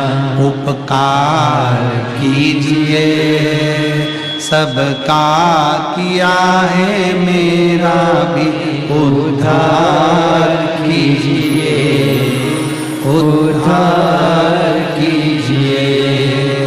महादेव नमन चरणों में, महादेव नमन चरणों में स्वीकार कीजिए, सबका किया है मेरा उद्धार कीजिए, उद्धार कीजिए। हे त्रिपुंडधारी, है त्रिशूलधारी, है त्रिपुंडधारी, है त्रिशूलधारी। चरणों में तेरे बाबा जी पावन चारों धाम हैं, चरणों में तेरे बाबा जी पावन चारों धाम हैं। तेरी देव वंदना करे तुझे पूजे धाम है, तेरी देव वंदना करे तुझे पूजे धाम पे अपनी कृपा, दीनों पे अपनी कृपा हर बार कीजिए। भाव से, दिल से। अब इस लाइन को सब दोहराएंगे। सबका किया है उद्धार कीजिए, उद्धार कीजिए। महादेव नमन चरणों में, महादेव नमन चरणों में स्वीकार कीजिए। सबका किया है मेरा भी उद्धार कीजिए, उद्धार कीजिए। हे त्रिपुंडधारी, हे त्रिशूलधारी, हे त्रिपुंडधारी, हे त्रिशूलधारी। भगवान शिव से अपने मन का भाव यही प्रकट करते हैं। भाव बाबा भैरव जी का भी सुंदर प्रागट्य महोत्सव है। बड़े आनंद के साथ में आप और हम सब मिलकर भगवान देवरिदेव महादेव से अपने मन की बात भाव के साथ में कहें। बाबा देवरिदेव महादेव स्वीकार करें। दिल से बाबा से प्रार्थना करेंगे, दिल से बाबा को प्रार्थना करिएगा। सब साथ में बोलिएगा।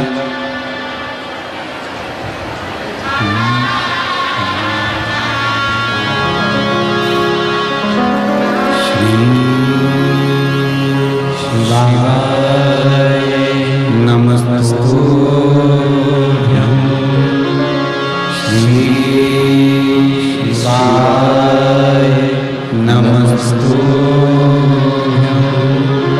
श्री शिवाय नमस्तुभ्यं, श्री शिवाय नमस्तुभ्यं, श्री शिवाय नमस्तुभ्यं। भोला सब दुख काटो मारा, ओ भोला सब दुख काटो मारा। शिव शंकर जपो तेरी माला, भोले बाबा जपो तेरी माला। भोला सब दुख काटो मारा, ओ भोला सब दुख काटो मारा। वेश है मंगल मंगलकारी, वेश है मंगल मंगलकारी। शमशान वासी हमारा, शमशान वासी हमारा। ओ भोला सब दुख काटो मारा, ओ भोला सब दुख काटो मारा।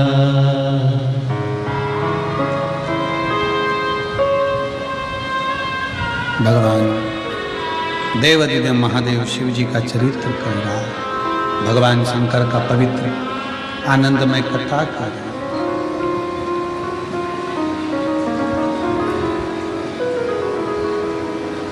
महादेव नमन चरणों में स्वीकार कीजिए, महादेव नमन चरणों में स्वीकार कीजिए। सबका किया है मेरा भी उद्धार कीजिए, उद्धार कीजिए। हे त्रिपुंडधारी, हे त्रिशूलधारी, हे त्रिपुंडधारी, निधारी। शिव को लगाया गया त्रिपुंड हमारे कल्याण के लिए, और हमारे मस्तक पर लगाया गया त्रिपुंड हमारे शिव की प्राप्ति का केंद्र बिंदु है। हे रावत, तुम भगवान की स्तुति करो। ये सब मुझे पशु कह रहे हैं, जानवर कह रहे हैं, अपशब्द कह रहे हैं, इनके लिए मैं क्या करूं? अभी आपको कहा कि परम पूज्य मुरारी बापू जी अपने शब्द में कहते हैं कि जितनी निंदा, जितना अपशब्द सुनने को मिले, समझ लेना कि आप उन्नति की ओर बढ़ रहे। एरावत के पास में सारी सिद्धियां थी, एरावत के पास में सारा बल था, सारी सिद्धियां थी, निकल कर जा रहा था। क्रोध आ गया इंद्र को, क्रोध। इंद्र ने श्राप दे दिया एरावत हाथी को।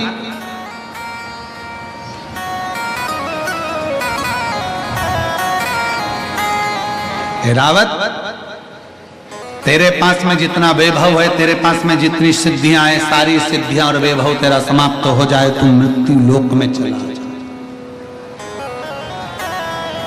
मृत्यु लोक।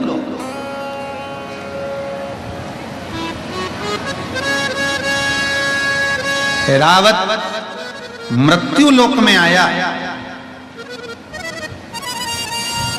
सारी सिद्धियों के बीच ब्रह्मलोक ब्रह्मा जी का, वैकुंठ लोक भगवान विष्णु का, मृत्यु लोक किसका है? जम के बोलो जरा। मेरे देव अधिदेव महादेव। अब उसमें क्या सोचना? कई लोग हमसे कहते हैं गुरुजी कि पहले सतयुग कितना अच्छा था, त्रेता युग कितना अच्छा था, द्वापर युग, साउंड सेट करो, द्वापर युग कितना अच्छा था, और अब ये कलयुग। हम कहते हैं इसके बराबर कोई युग है क्या? इसके बराबर कोई युग है? पहले यज्ञ करना पड़ता था, अनुष्ठान करना पड़ता था, दान पुण्य करना पड़ता था। कलयुग में तो कलयुग केवल नाम, केवल नाम जपिए। और कितनी विद्वत्ता मेरे तुलसी बाबा में होगी, कितनी विद्वत्ता मेरे तुलसी बाबा में है कि मेरे दादा तुलसी बाबा कहते हैं कलयुग केवल नाम आधारा। उन्होंने ये नहीं लिखा कि कलयुग केवल राम आधारा, क्योंकि उस पर भी विवाद खड़ा हो जाता। आज के लोग जरा जरा सी बात में विवाद खड़ा कर देते हैं।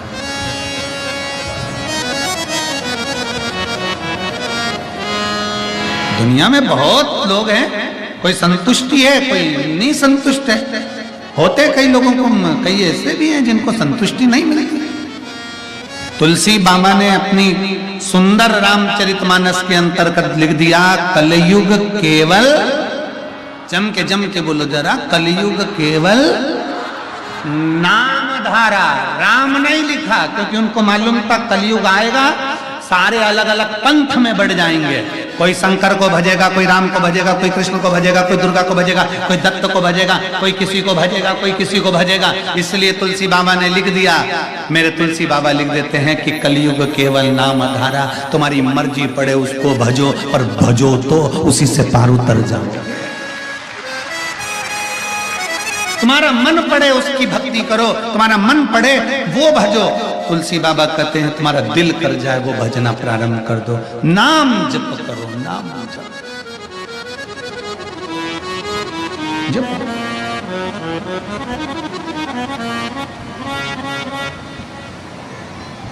कितना सुंदर एक चरित्र आता है कि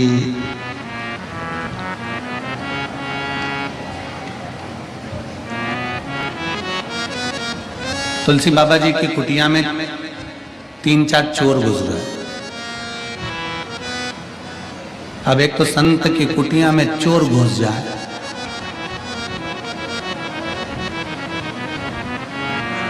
तो ईमानदारी से बोलना, चोर चोर रह पाएगा? आधा घंटा भी अगर किसी सच्चे संत का, सदगुरु का सानिध्य किसी दुनिया के अच्छे अच्छे चोटे को भी मिल जाए ना, तो वो संत अपने रंग में रंगी देकर संत ही बना देता है। सच्चा संत, सच्चा साधु, सच्चा तपस्वी, साधक, उपासक अपने रंग में रंग देता। जैसे कल आपको कथा में कहा था कि हमारे वो जहाँ ठहरे वहां जीजी बोली कि हम फोटो खींचते हैं, कोई कैमरे से खींचे, कोई मोबाइल से खींचे, तुम क्या खींचते? हमने कहा शिव पुराण से तुम्हें खींच लेते हैं। खींच तो रहे ना, शिव तत्व को जा।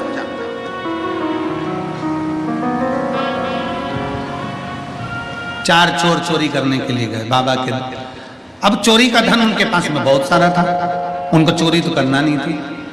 सरयू जी में पानी बहुत सारा था, अब करे तो करे क्या?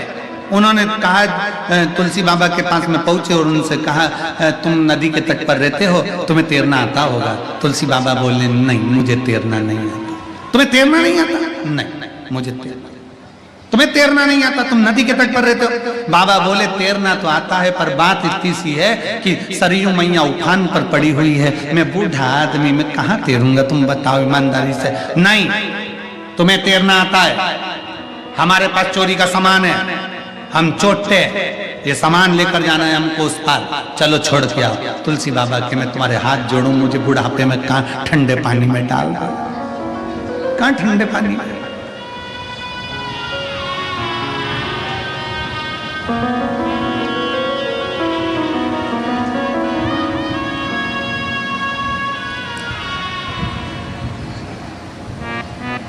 तुलसी बाबा ने कहा, मैं नहीं जाऊंगा, एक काम करता हूं, मैं एक पत्र लिखकर तुमको दे देता हूं, सबसे आगे जो रहेगा ना वो पत्र को हाथ में पकड़ लेना और तुम पार उतर जाओगे, सब एक दूसरे को पकड़ लेना, ठीक है? लिख दो पत्र। चोर के हाथ में पत्र दे दिया बाबा ने लिखकर, पत्र आगे वाले ने पकड़ा, सबने एक दूसरे को पकड़ा, चोरी का सामान पीछे, और सब सरयू जी से पार उतर गए। दूसरा चोर बोला, रे आखिर ये बुढ़े बाबा ने पत्र में ऐसा लिखा क्या था कि ना हाथ हिलाया ना पांव हिलाया और अपन सरयू जी के पार उतर गए? जरा पढ़ तो जरा। जो पत्र खोला तो पत्र में लिखा था राम। क्या लिखा था? पत्र में लिखा था राम। चोरों ने विचार करा, बूढ़े ने अपन को बेवकूफ बना दिया। वापिस उनने पत्र पकड़ा, सबने हाथ पकड़े, वापिस तुलसी बाबा के पास पहुंच गए। ओ बाबा, ऐसा राम तो हम भी लिख लेते और हम भी पार हो जाते, इसमें कौन सा बड़ा बात है? तुलसी बाबा कहे, भैया तुम वापिस लौट कर आए हो, मैं तो यही चाहता हूं कि दुनिया का हर व्यक्ति दिल पे राम लिख ले और भवसागर से पार उतर जाए। दिल से अपने हृदय में, अपने चित्त वृत्ति में राम को रखो, पार उतर जाओगे। इसलिए बाबा कहे कि कलयुग केवल नाम आधारा और सुमर सुमरे नरे उतरे पार। आप भज लो, परमात्मा की भक्ति इतनी करो कि पार उतर जाओ। ऐरावत को लगा, श्राप दे दिया स्वयं इंद्र ने, तुम अपनी सत्ता से, अपने राजसी ठाट से, अपनी सिद्धियों से बीन हो जाओ। ऐरावत भूमि पर आ गए, करूं क्या मैं, कहां जाऊं? ऐरावत रोता हुआ सबसे पहले कहां जाए तो सीधे कैलाश पर पहुंच गया। शंकर भगवान मौन होकर बैठे थे। ऐरावत किससे बात करे? नंदी से मिल गया। नंदी ने पूछा, तुम कौन? मैं हाथी, गज, ऐरावत हाथी, इंद्र का हाथी। इंद्र का हाथी ऐरावत। अच्छा, कैसे आना हुआ? मुझे श्राप लगा है, मैं यहाँ नीचे आ गया हूँ पृथ्वी, मेरी राज सत्ता सब विहीन हो गई, मेरी श्री चली गई, मेरी सिद्धियां चली गई। ये सारी सिद्धियां मुझे फिर कैसे मिल गई? मैं कष्ट में हूं, बहुत दुखी हूं, मैं हार चुका हूं, कैसे? जाओ शंकर भगवान की निज भूमि, जहां शिव अकेले नहीं रहते, अपने पूरे परिवार और गणों के साथ रहते हैं। कैलाश पर शंकर भगवान माता पार्वती के साथ में हैं। कैलाश पर भगवान शंकर भगवान गणेश जी के साथ में हैं। कैलाश पर भगवान शंकर षडानंद कार्तिकेय के साथ हैं। कैलाश पर भगवान शंकर अपने गणों के साथ में हैं। पर भगवान नंदी जी कहते हैं भगवान शंकर की एक निज भूमि है काशी, जिस काशी में शंकर भगवान नेत्र बंद कर कर नहीं रहते, वहां तो अपने गणों के बीच अपने भक्तों के दुख हरने के लिए बैठे रहते हैं। वहां काशी मेरा बताया, काशी में भ्रमण करा।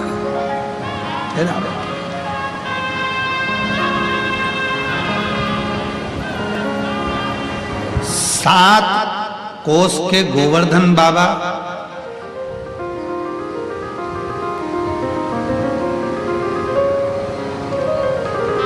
उनकी भी परिक्रमा, फिर कांतानाथ जी की परिक्रमा, फिर मेरे काशी विश्वनाथ जिस मां गंगा के तट पर बैठे हैं, उस पवित्र घाट पर ऐरावत हाथी ने आकर पंचकोसी यात्रा करना प्रारंभ करी। मेरे विश्वनाथ की पंचकोसी विश्वनाथ परिक्रमा करा ऐरावत।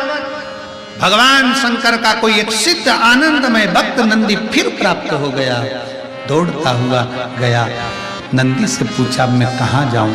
नंदी ने कहा तुझे कहीं जाने की जरूरत नहीं है, किसी एकांत में अपनी सूंड से रेत को तैयार कर कर एक शिवलिंग का निर्माण कर और उस पर केवल जल समर्पित कर, मेरा भोले बाबा तुझे दर्शन देने आएगा। उसी समय हाथी चला गया। ऐरावत हाथी तमिलनाडु की उस पवित्र भूमि पर पहुंच गया जहां पर रेत से शिवलिंग बनाकर जल समर्पित करता। बाबा इतने प्रसन्न हो गए कि मेरे शंकर वहां प्रकट होकर कहते हैं ऐरावत मांग तुझे क्या चाहिए? ऐरावत कहता है मैं हार चुका हूं, हार चुका हूं, मैं नष्ट हो चुका हूं, मेरे पास कुछ नहीं है। शंकर भगवान ने कहा मुझ पर जल चढ़ाने वाला कभी नष्ट नहीं होता, कभी खाली नहीं होता, तू क्यों चिंता करता है? ऐरावत जा, वापिस सारी सिद्धियां तुझे प्राप्त होगी। अब तुझे पशु नहीं, कोई जानवर नहीं, स्वयं इंद्र भी तेरी पूजन करेगा, पांडव तेरी पूजन करेंगे, दुनिया के सारे संसार में जन्म लेने वाला मनुष्य तेरी पूजन करेगा। तुझे महालक्ष्मी अष्टमी के दिन ऐरावत हाथी तेरी पूजन देवता और नीचे पृथ्वी पर रहने वाला मनुष्य भी करेगा। ऐरावत हाथी की पूजन होने लगी। हाथी ने हाथ जोड़कर निवेदन करा आपकी कृपा मुझ पर हुई है, आप यहीं पर विराजमान हो जाओ। शंकर भगवान कहते हैं ऐरावत तेरे द्वारा बनाए गए इस शिवलिंग में मैं निज निवास करूंगा, निज निवास करूंगा, और तूने जो गर्जना करी अपनी सूंड से, इस मंदिर की झनकार तेरी सूंड से रहेगी। इसलिए ऐरावतेश्वर महादेव मंदिर में 7 सीढ़ियां हैं महाराज जी। 7 सीढ़ियों पे अपन जब चलते हैं तो उन सीढ़ियों में जैसे संगीत के स्वर बजते हैं वैसे सीढ़ियों में स्वर बजते हैं। आज भी कोई भी चले जाए आ जाए, आप उसमें से उतरेंगे, संगीत के 7 स्वर अलग अलग निकलेंगे। ऐरावतेश्वर शिव उसमें, शंकर भगवान कहते हैं हारो नहीं, हारना नहीं। एक पत्र है, देख ले।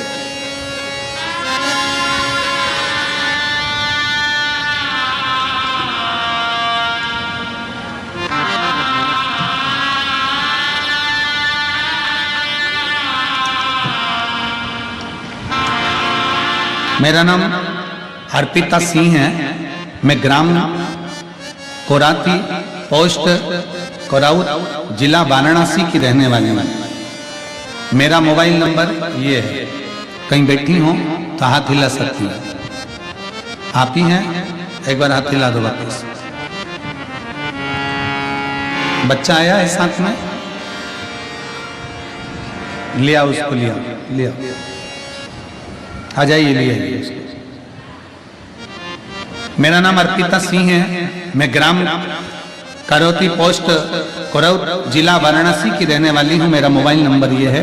मेरी शादी को कई साल हो गए थे गुरुदेव। दुनिया के लोगों की गोदी 1-2 साल में भरा जाती है, मेरे इंतजार करते करते 3 साल, 4 साल, 5 साल, 6 साल, 7 साल, 8 साल, 9 साल, 10 साल, ऐसे सालों निकलते चले गए, पर मेरे घर में औलाद नहीं हुई। हम परेशान हो गए, डॉक्टरों का इलाज करवाया, IVF करवाया, टेस्ट भी करवाया, पर फिर भी संतान का सुख नहीं आया।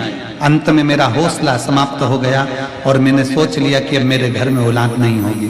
तभी मेरी मम्मी ने शिव महापुराण की कथा सुनी और कथा सुनकर मेरी माता जी ने कहा कि वो काशी वाले सतुआ बाबा प्रयागराज में कथा करवा रहे हैं, तो एक काम कर वहां कथा सुनने चली जाए।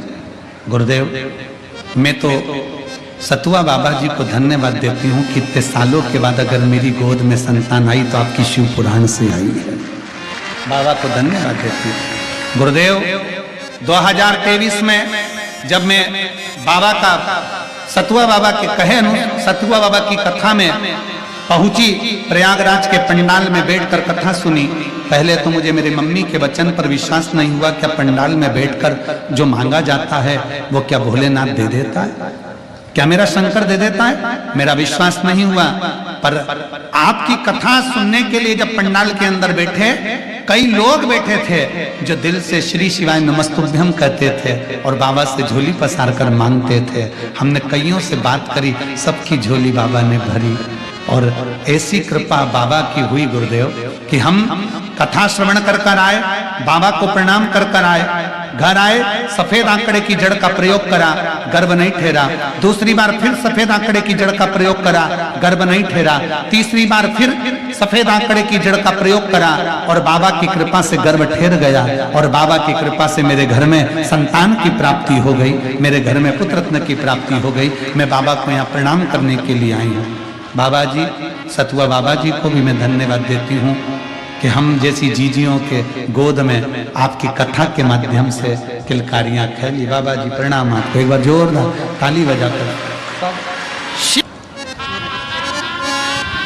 तेरे दरबार की बाबा निराली शान देखी है, तेरे दरबार की बाबा निराली शान देखी है। तुझे देते नहीं देखा पर झोली भरी देखी है। तुझे देते नहीं देखा पर झोली भरी देखी है। मुख दुनिया मोड़ेगी बाबा, तू मुखड़ा मोड़। मेरी लगी परिधीनो बाबा तू। ये प्रयागराज की कथा सुनी थी पंडाल में बैठकर। ये सतुआ बाबा जी को भी दो जरा उनकी गोदी देव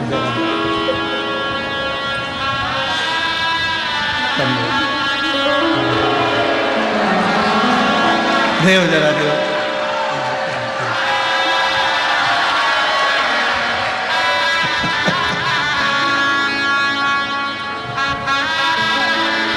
अरे लुटा दिया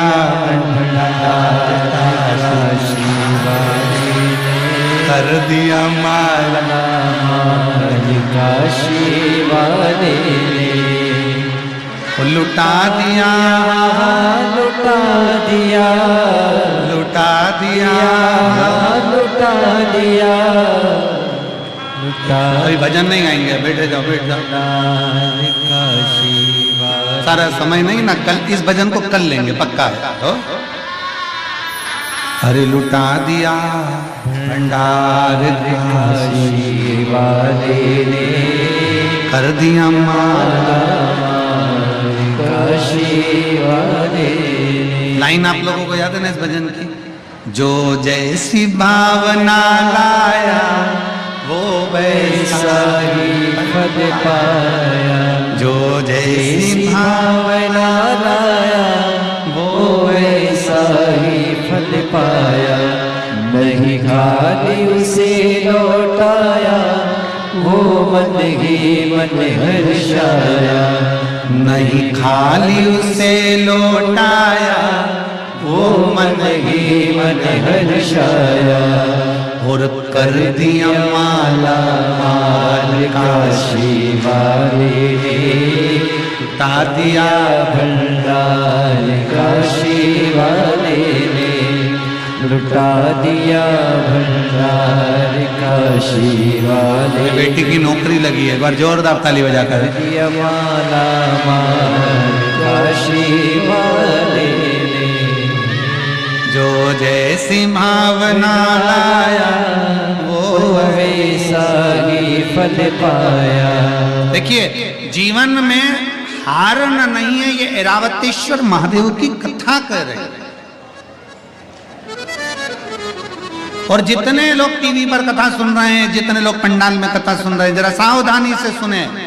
कल की कथा 2 बजे से 5 बजे तक चालू होगी, 3 दिन 2 से 5 चलेगी।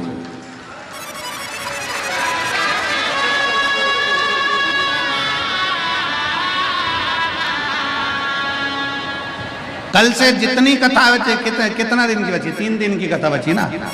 3 दिन की कथा 2 बजे से 5 बजे तक होगी। तो कईयों ने पूछा, गुरुजी पीछे के तुमने ये दिन क्यों बदल दिया? उसका कारण इतना सा था, काशी में हम आए हैं तो हमारा मन था कि शिव पुराण की कथा को प्रदोष काल तक थोड़ा सा खींच कर लेकर जाया जाए, जिससे जीवों का कल्याण हो। क्योंकि अब रविवार के दिन भी भक्त लोग ज्यादा आवेंगे, और फिर छठा दिन क्या करता है बाबा की शिवरात्रि का, तो भक्त आवेंगे, इस पवित्र स्थान का दर्शन करे, ऐरावतेश्वर महादेव का दर्शन करे, उसको कभी हार ना मिले, कभी विजय जीत दे। शिव महापुराण की कथा कहती आगे, भगवान शंकर माता पार्वती जी के साथ में मंगल विवाह धारण करते हुए बड़े आनंद के साथ निवास करे। समय आया, भगवान श्री गणेश जी महाराज का प्रागट्य हो रहा है। जोरदार ताली बजाकर भगवान श्री गणेश जी महाराज की सुंदर लीलाओं का स्मरण